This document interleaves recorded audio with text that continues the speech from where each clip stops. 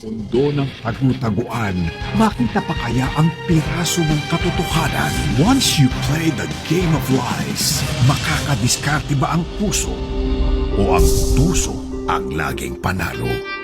This is the first co-production of ABS-CBN Entertainment and TV5 from the producer of Doble Cara, Sandugo, Love Thy Woman, and Kadenang Ginto, Dreamscape Entertainment, from the director of Wildflower, Raymond B. Ocampo, Pira Pirasong Paraiso, coming soon.